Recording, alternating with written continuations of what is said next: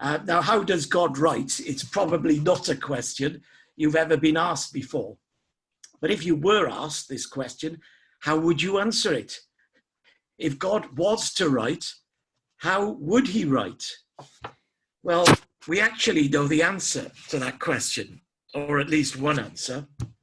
God did actually write at least once in space and time.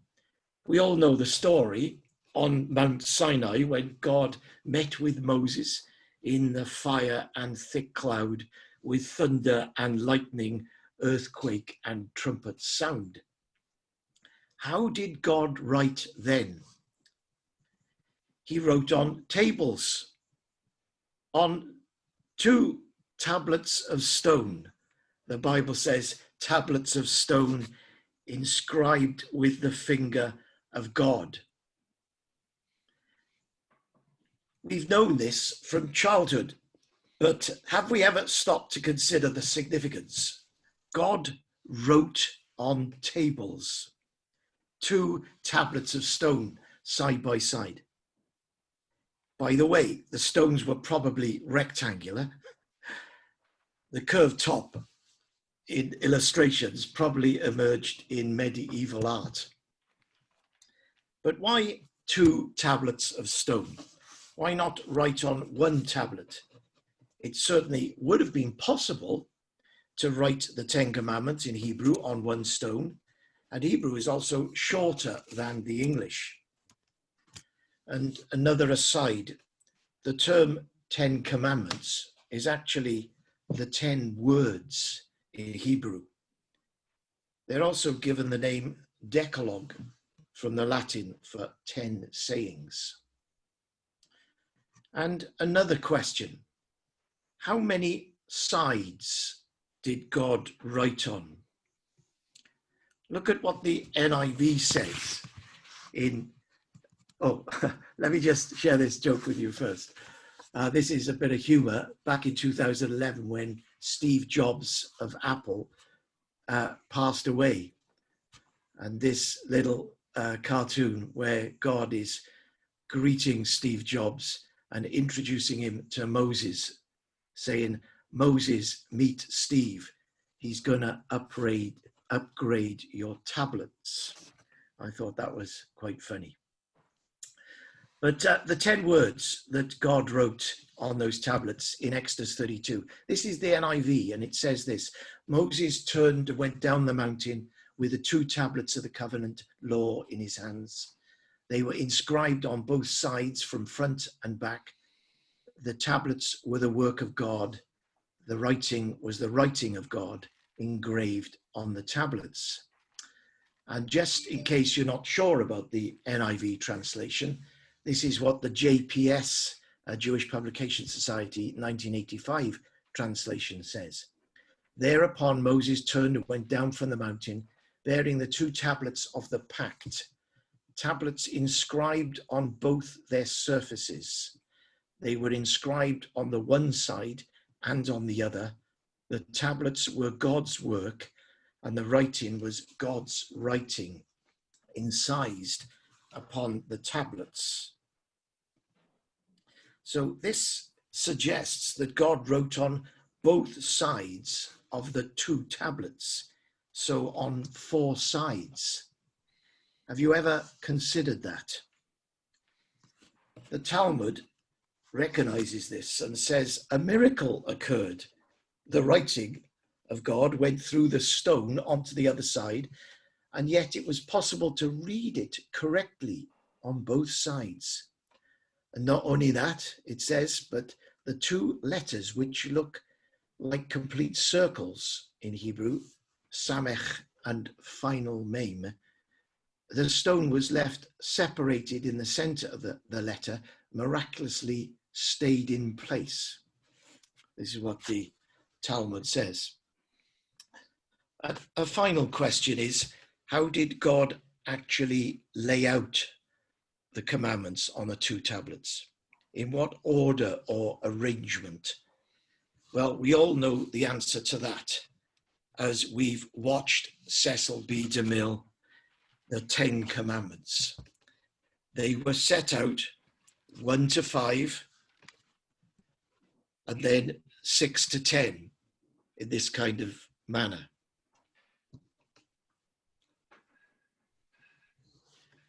But it's not just presented in films like this. Every children's Bible and on the curtain of the parachet in front of the ark with a Torah scroll in many synagogues around the world shows it similarly, laid out in numerical order on the two tablets.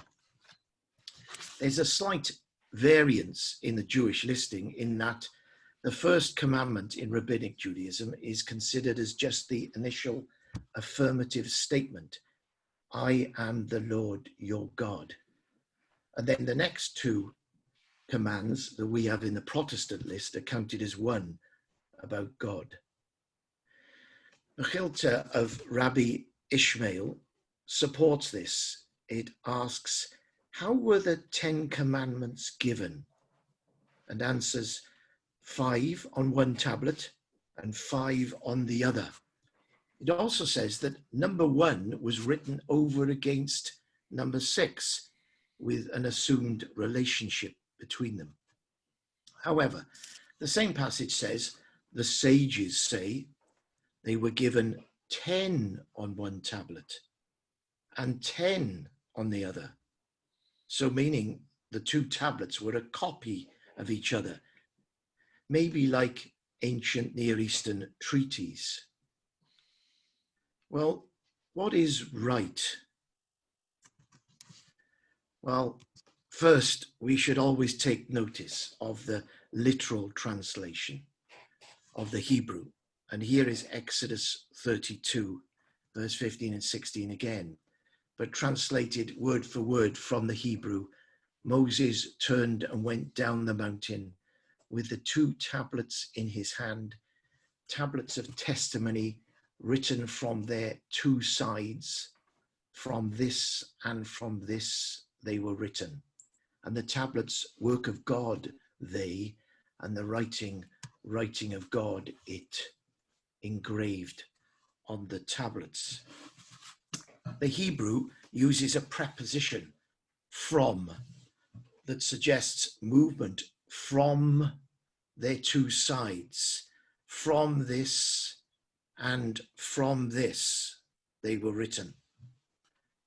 Also, the phrase from this and from this is used when talking of 2 things opposite each other, over against each other, such as the arms of a chair, on this arm and on this arm, or of the 2 sides of a valley or a river, on this side and on this side. So it seems most likely that the 2 tablets of stone were being considered over against each other, and that God's finger wrote the first commandment on the first tablet, the right one, as it's Hebrew, of course, and then the second commandment on the second tablet, and then moving back and forth alternatively on this and on this. But before we look at the implications of this, we must first face the challenge of actually the numbering of the 10. You probably thought there wasn't a challenge here. If we're going to divide the commands alternately like this, we need to know we have the correct listing. The list of commands given in Exodus and Deuteronomy are not given with numbering. So readers are left to work it out for themselves. We've seen already that the Jewish numbering is slightly different from the Protestant numbering. And you may be surprised to know that Augustine, and so the Roman Catholic Church, also numbers the list differently. This time, the affirmation, I am the Lord your God, is seen as a preface, but they count the first 2 commands as a single word, similar to the Judaism list. And the number 10 is then achieved by considering the last two imperatives, you shall not covet, you shall not covet, to be commandments 9 and 10, and not as a single command, as in Judaism and Protestantism. The comparisons are shown here on this table. The Jewish Talmud list, you can see, has got I am the Lord your God first, and then you shall have no other gods before me, and you shall not make for yourself an idol as number 2. And then the last two, you shall not covet your neighbor's wife, you shall not covet anything that belongs to your neighbor, is number 10. But the Roman Catholic list, or the Augustinian list, Lutheran list, counts all of the first, you shall have no other gods before me, and you shall not make for yourself an idol, as number 1. And then at the bottom, it counts, you shall not covet your neighbor's wife, as number 9. You shall not covet anything that belongs to your neighbor, as number 10. Now, there's an interesting postscript to this story. The paragraph spacings shown in the Torah scroll since before the time of the Dead Sea Scrolls, about the 2nd century BCE, show paragraph mark spacing at the end of the commands and in line with the Augustinian listing. Look at this list here. I've added a 4th column with the Torah scroll paragraphs. And at the end of the first command, you have a samech, a little S symbol, which indicates a small paragraph. And then at the end of what is in the Protestant list as the 3rd command, do not take the name of the Lord in vain, has a big paragraph listing, but it's number 2 in the Torah scroll. And then the numbering goes on down to the bottom, the last 9 and 10, and you notice this, you have them divided with a small paragraph marking number 9, you shall not covet your neighbor's wife, and then finally finishing all the commands, you shall not covet anything that belongs to your neighbor, with a large paragraph marking, a pay symbol. So, although the paragraph indications were probably not part of the original text, they certainly indicate the most ancient tradition, and most importantly, they indicate that the first commandment includes both have no other gods and make no idols. And that the last 2 parallel commands use the repetition, you shall not covet, you shall not covet. But why the rabbis did not later stay with these paragraph indications is not clear. As you can see, the Jewish Talmud is slightly different. We can now put all our answers together, that God wrote on tables and that he wrote the 10 words alternately in pairs, as shown here.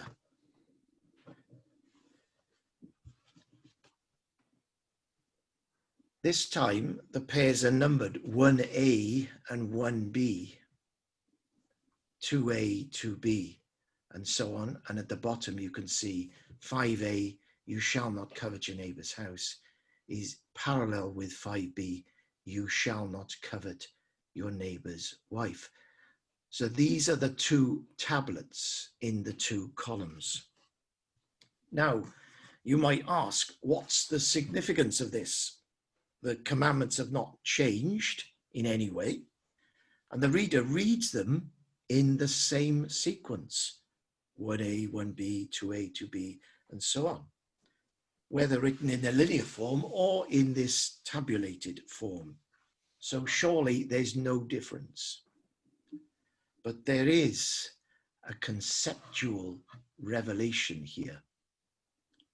God's finger inscribed the stone of the first commandment with commandment 1, and then the stone of the second tablet with commandment 2.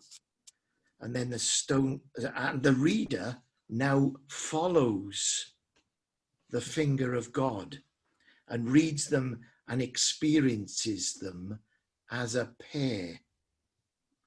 They're placed visually on the tablets in parallel with each other. And the implication is that they're conceptually related. God's truth is not unidimensional, but two-dimensional. It's not monocular, but binocular, to be seen in stereo. This is indicated to the listener or reader by literary indicators in the text. The most obvious is the one we've failed to see. It is hidden in plain sight. Our Western Greek paradigm for reading has prevented us from reading and interpreting the repetitions correctly. We've read, as Protestants, the repeating, "you shall not covet," as one command said in two different ways. But in biblical Hebrew, repetition is used to indicate to the hearer or the reader that these two things are meant to be considered in parallel. They're not repetition for repetition's sake, but indicating parallel truths or concepts. Look at them carefully. The first, 5a, says, "You shall not covet your neighbor's house." And the second, 5b, says, "You shall not covet your neighbor's wife, male or female slave, his ass, his ox, his ass, or anything that is your neighbor's." Now, because we have a modern viewpoint, we read our neighbor's house in the same way we read our neighbor's things. But if we read this in a Near Eastern context, we recognize that the neighbor's house does not mean a building, a thing, but the neighbor's household, his family line, his dynasty. Like when we speak of the house of David, we don't mean his palace, but his dynastic line. Can you see how conceptually different these two commands are?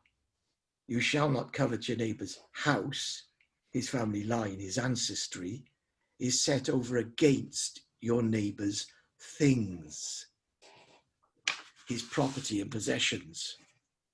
Very different indeed, though complementary, of course. Two sides of the coin in regard to coveting. My inner passions are being considered in regard to my neighbor. Take another example. At the other end of the spectrum, the first pair of commands, 1a and 1b. There's so much in the first one, 1a, but just to notice the subject. I am the Lord your God. You shall have no other gods, for I, the Lord your God, am an impassioned God. It's all about Yahweh and his nature. And the second one, 1b, you shall not swear falsely by the name of the Lord your God, for the Lord will not clear one who swears falsely by his name. So the first pair, note the repetition of Yahweh and of his name in this commandment. So the first pair of commandments in parallel with each other are about God's nature, 1a, and God's name, 1b. So the first pair of commands is all about God. Notice next the relationship of the first pair and the last pair. The first pair are about the passionate deity, Yahweh, and the last pair are about passionate humanity, coveting. This suggests some kind of spectrum from top to bottom, from the above to the below. Now, look at the second pair of commands, 2a and 2b. Notice again the repetitions here. This is the only other pair of commands that contains the phrase, the Lord your God. So the top two pairs address relationships with God. Firstly, regarding his name and nature, and now secondly, his call on his people to act in appropriate relationship with him. But there's also another repetition, not here of identical words, but of syntax, a grammatical form. Notice these two commands are the only pair which commence with a positive imperative. All other commands start with a Hebrew negative, lo, which means not. Not shall you have other gods, not shall you kill, and so on. But these two commands, 2a and 2b, deal with our relations with the divine and start with remember and honor your father and mother. This repeating literary syntax indicates again to the hearer or reader that they are to be considered together in parallel. There is so much of importance in these two commands, but sufficient for our purpose for us to be convinced that they're meant to be considered as a pair. Now, how about the parallel pair in the sequence, pair 4a and 4b? You notice the way I'm dealing with this, 2a and 2b are parallel with each other, 4a and 4b are parallel with each other, but 2a is parallel with 4a and 2b is parallel with 4b. Here, there is no overt repetition. Clearly, both start with lo in Hebrew, not, and both are about relationships with our neighbor. The first one, you shall not steal, is about taking physical possessions from my neighbor. But the second one, though about my neighbor, is more opaque to our modern mind. We need to know that in ancient Near Eastern culture, justice was administered in front of the town elders in the town gate, as in Ruth 4. And testimony was required from 2 or 3 witnesses before any claim or dispute could be resolved. For justice to be served, the witnesses would need to believe in the absolute importance of true testimony. There was no DNA testing or lie detection equipment in those days. If any witness, for malicious reason or because of bribery, decided to give false testimony to the judges, the innocent party would be damaged in society forever and may even lose their life. Minimally, they would lose their reputation. And once a person's reputation was damaged, the words could never be taken back, as they would spread out through society indiscriminately. So now we could see more clearly the relationships between being considered in this pair of commands. They're basically about stealing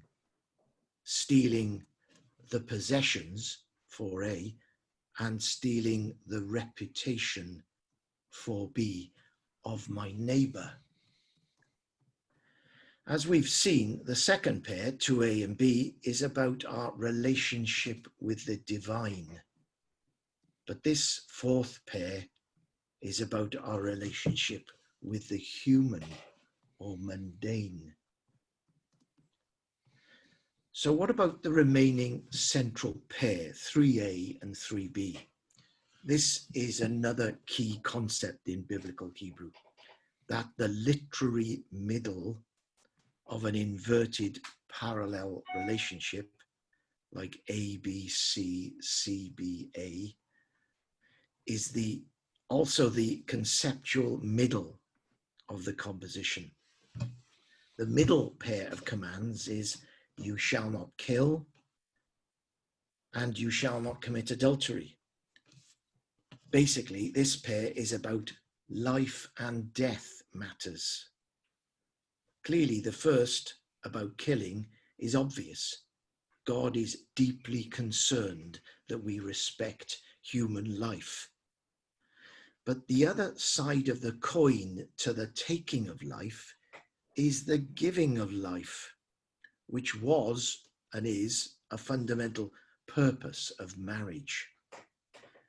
In the coming together of two as one, a divine, godlike relationship is formed that amazingly can create life itself.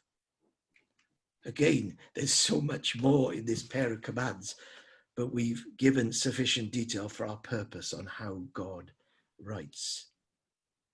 We can now reflect on the whole, how God has written the 10 words as a 5-pair table or weave, and on some of the relationships in them and between them. Look at this table. In the first column, the subject of the pair, God in number 1, and in number 5, subjective human will. Number 2 and 4, actions based on divine will and actions based on human will. And in the middle, physical human life. And then the progression down in number 1 about the transcendent, God himself, and in number 5, the immanent, our very human hearts. And number 2 and 4, actions, a function of the transcendent, and actions, a function of the immanent. And in the middle, the transcendent and the immanent meeting in life and death itself. So we've asked the question, how does God write? The answer the Torah gives us, he writes on tables. He writes in parallel, presenting truth in complementary concepts, because truth is not linear or one-sided, but two-dimensional and holistic. Another indication of the two-dimensional view in the Torah is found in the frequent repetition of the clause, the Lord spoke to Moses, speak to the people of Israel. This occurs frequently in the 3 central books of the Torah, Exodus to Numbers, and 37 times in Leviticus alone. It occurs so many times that readers tend to take it to mean simply, and the Lord said this, and he said this. But look at it again. There are 2 speakings in the sentence. Firstly, Yahweh spoke to Moses. And secondly, Moses spoke to the people of Israel.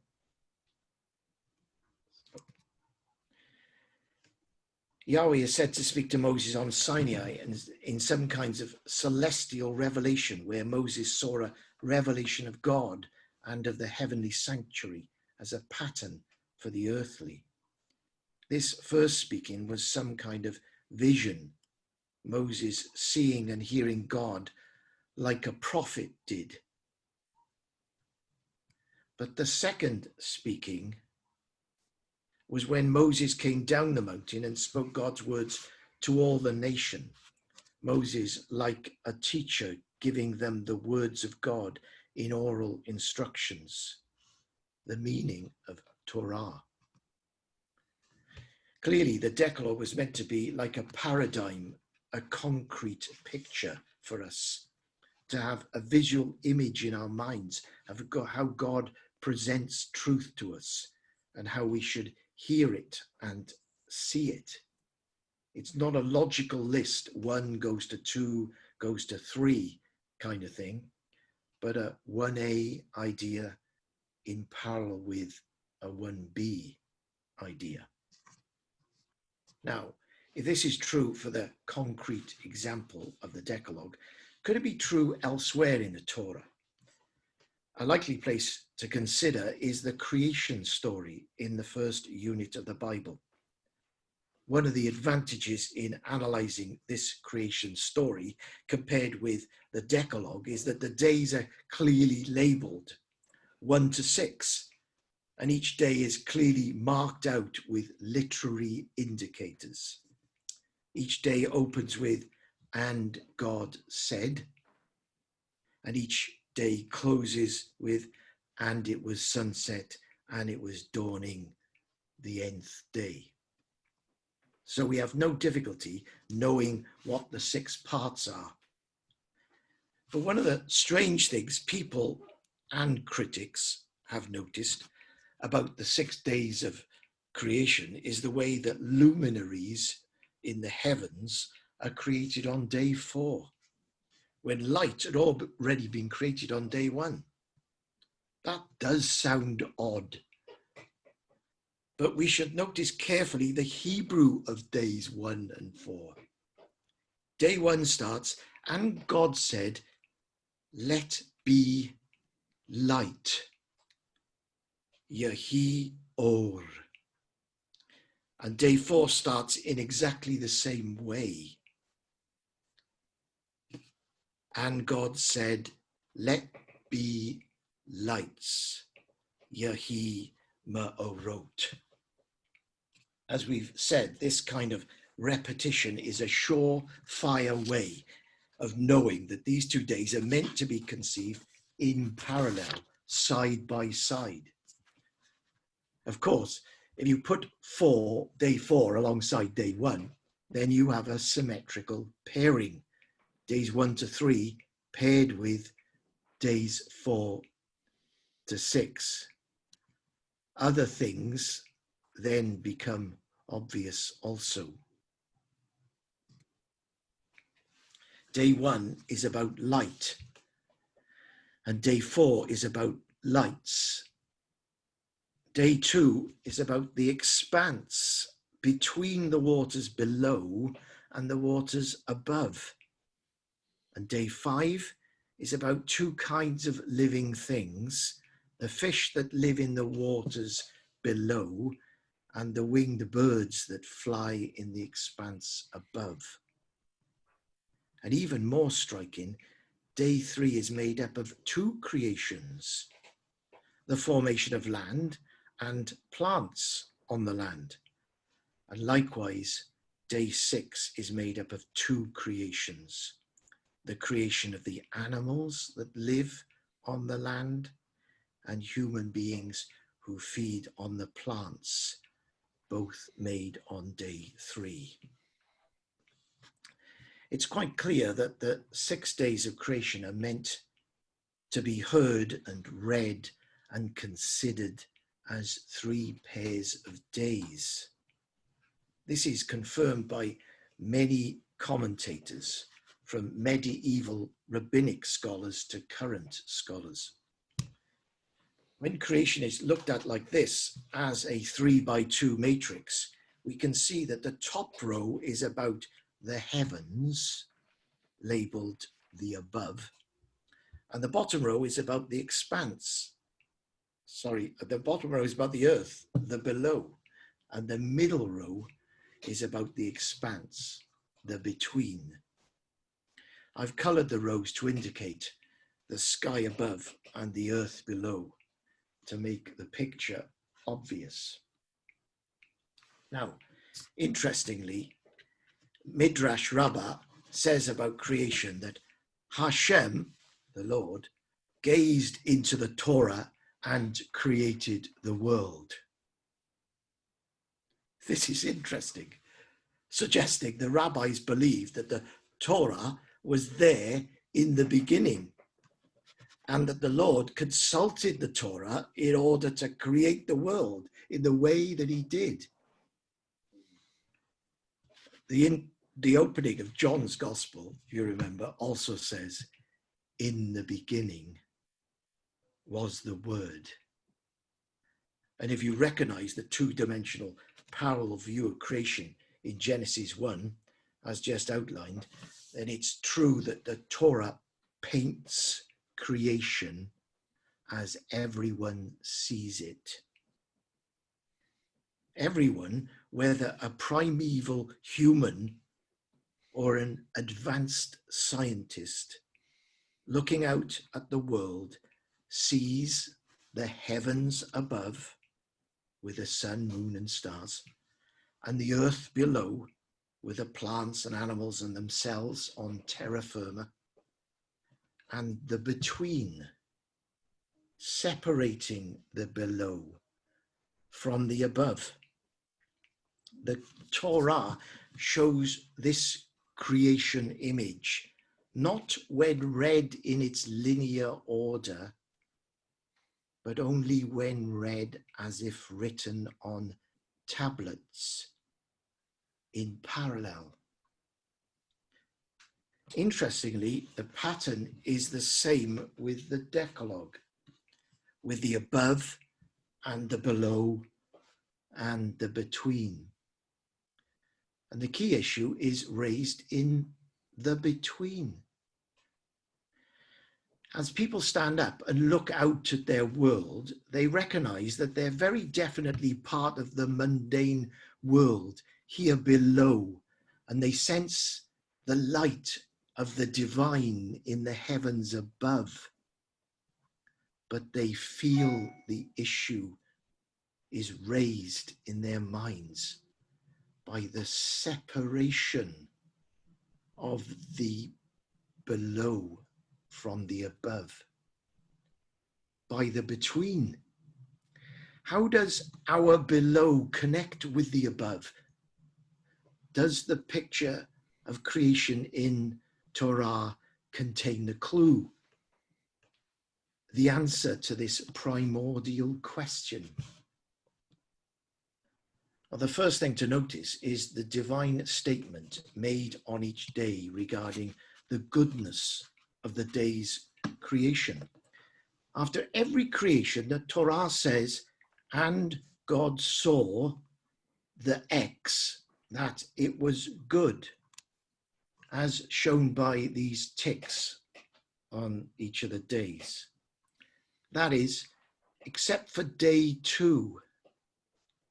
So it occurs once on days 1, 4, and 5, and twice each on days 3 and 6, making 7 in all, but not on day 2. Is this just an author oversight, or is it Torah inspiration? The Torah seems to be saying that there was something not right about day 2. It does not say it was bad, of course, because God had made it. But it does not say that God saw that it was good either. What's different about day 2? Well, on day 2, there was a separation of the below and the above, and an expanse was formed between the below and the above. It seems the Torah is raising a question in the mind of the hearer or the listener and the reader about the separation of the above from the below. But where are we to find the answer to this question raised by day 2 in the picture of creation? Well, of course, in the parallel day, day 5. This day sets out, as also for the other days in the second triad, the things that populate the spheres that were made in the first triad. Day 5 tells of the creation for the first time of living beings. The Hebrew actually uses the 2 words for life here, nephesh and chaya, like saying living things, or the essence of life. And the thing pointed out in the description is that there are 2 kinds of living things being made. the teeming living things that teem in the waters below, the fish, and the winged flying things that fly literally above the earth across the face of the expanse of the heavens. So day 5 is the first day to mention life and living things and makes clear there are two kinds of living things. Those that teem down here in the waters below and those that fly above the earth up there in the expanse of the heavens. There seems to be Torah in this picture of creation. As we look at our world, we see on the one hand that there's an expanse, a gap between our immanent below and the transcendent above. But we also see, on the other hand, set out for us in contrast, the two kinds of living things, the ones that thrive below and the ones that are created to fly above. It's interesting to remember that in the Bible, there are only two kinds of beings that have wings. The winged birds, as mentioned here on day 5, and the heavenly angels. It seems that the Torah is revealing to us in its picture of creation the potential resolution of the separation that is obvious in the universe. It makes it clear that there are two kinds of living things in this world, the ones that love it below and the ones that love it above. And it seems to ask the reader the question, what kind do we want to be? The kind that thrives down here, or the kind that flies above the earth in relationship with heaven?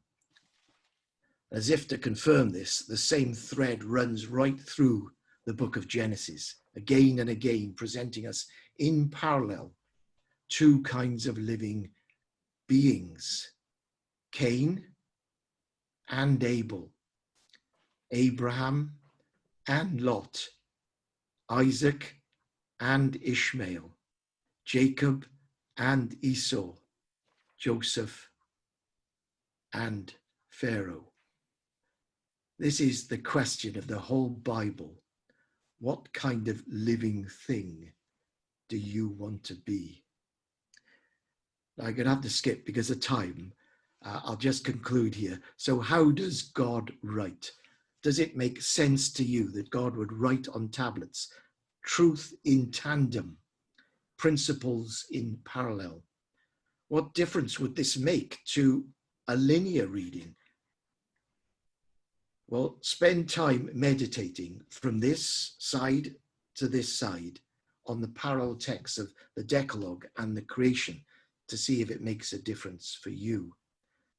Whenever you're studying a part of the Torah, download the relevant literary unit from the Structured Torah online and use that to study the text in stereo.